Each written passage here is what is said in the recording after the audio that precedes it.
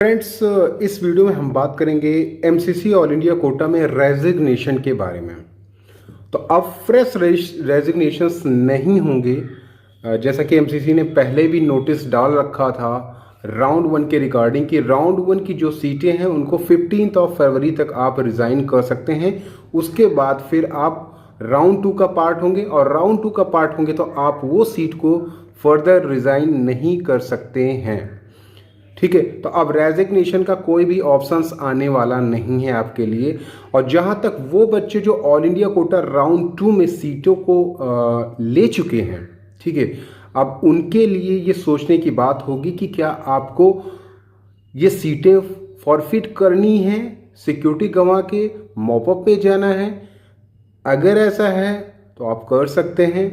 दूसरा ये कि अगर आप रिपोर्ट कर देते हैं, ज्वाइन कर लेते हैं इंस्टीट्यूट राउंड 2 का, तो आप फिर से किसी भी काउंसलिंग में, चाहे स्टेट कोटा हो या ऑल इंडिया कोटा हो या कोई भी काउंसलिंग हो, उसमें आप पार्टिसिपेट नहीं कर पाएंगे, क्योंकि आपकी सारी डिटेल राउंड 2 की ज्वाइनिंग की डिटेल्स स्टेट को सर्कुलेट कर दी जाएगी।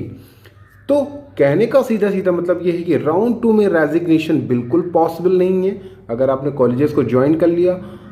इससे पहले क्या होता था कि राउंड 1 के रेजिग्नेशन को 1-2 दिन पहले राउंड 2 से आपको मौका दे दिया जाता था कि राउंड 1 की सीटें आप रिज़ाइन कर लें, लेकिन ऐसा इस बार नहीं है। तो राउंड 1 में अगर आपने ज्वाइन कर लिया है तो वो ज्वाइंट सीट हो गई आपकी, आप उसको लीव नहीं कर सकते, राउंड 2 लग गया उसमें। राउंड 2 में अगर आपको सीटें मिली हैं तो आपके पास 2 ऑप्शन है। अगर आपको लगता है कि आपको मॉपअप में जाना चाहिए, जो कि रिस्की है, अगर आपको लगता है कि यहाँ ऑल इंडिया कोटा से आपको स्टेट में मूव करना चाहिए, वहाँ पे आपको बेटर ऑप्शन है, तो फॉरफिट करिए। ठीक है, यही ऑप्शन आपके पास बचा है हर केस में। अनटिल एंडलेस के राउंड 2 की जो सीटें हैं उसको ज्वाइंट करना चाहते हैं आप, उसके अलावा जो भी केसेस है उसमें आपको फॉरफिट ही करना होगा।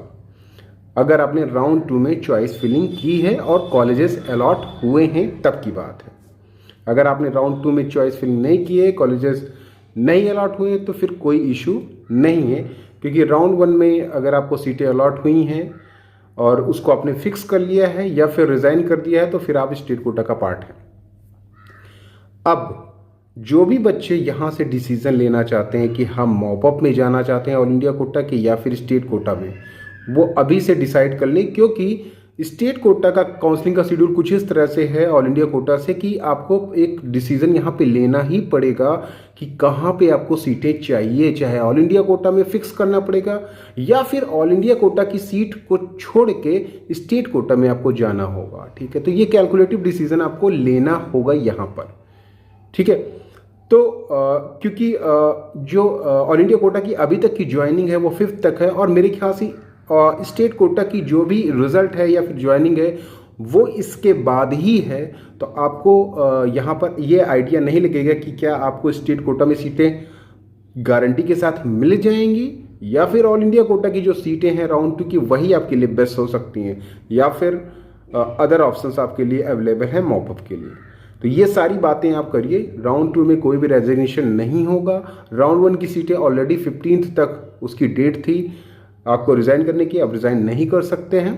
तो ये सारी बातें ध्यान में रख के ही रिस्क बेस पे आप सीटों को छोड़िए, ऑल इंडिया कोटा की स्टेट कोटा में ज्वाइन कीजिए या फिर ऑल इंडिया कोटा से मॉपअप में आप मूव करिए फॉरफिट करके। ये आपकी खुद की चॉइस होगी।